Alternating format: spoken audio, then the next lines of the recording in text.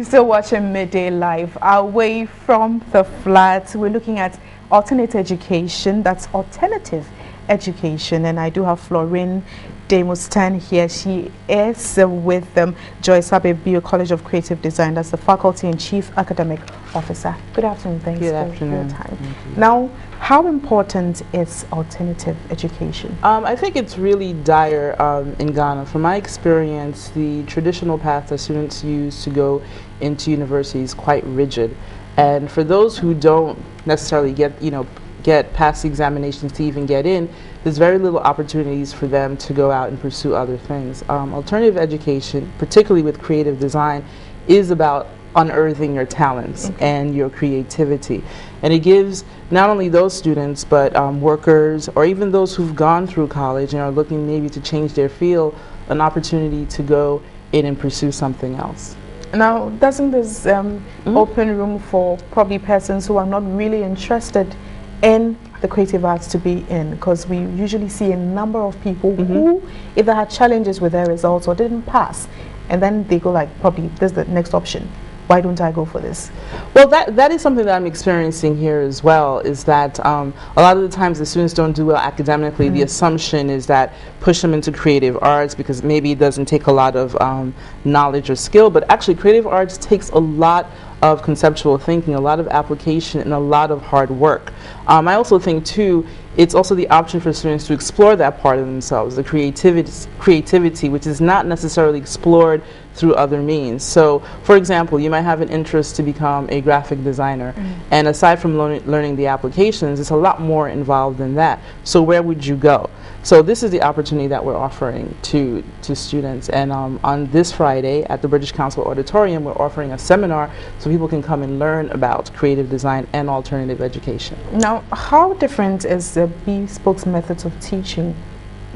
How different is this, and how does it enhance the students' experience? Well, first of all, the class sizes are significantly smaller. So for an average is usually no more than 18 students per faculty.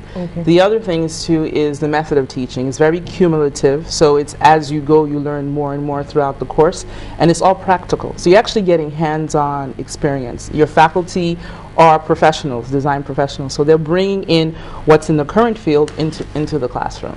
And is it for all sorts of people? Yes, it's all sorts, from high school to junior high school students. They can come and learn about courses that you can take at college campuses. It's for anyone, people who have graduated, people who are maybe had an interest in design. This is their opportunity to explore it, because also too the schedules are also quite flexible. So students can come and take classes in the evening.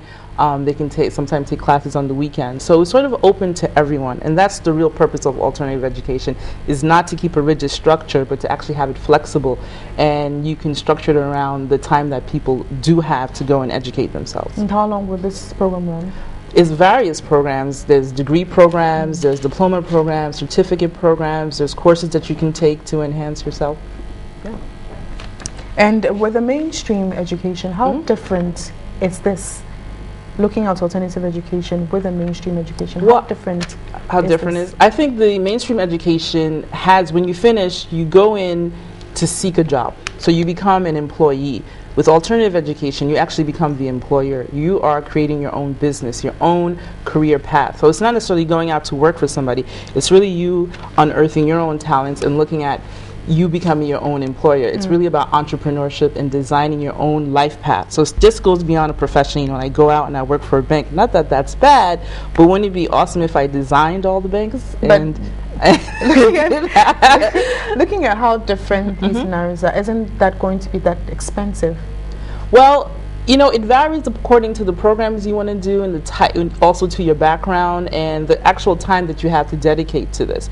Actually, it's not all that expensive as people think it is. It's really about you and what you put into it.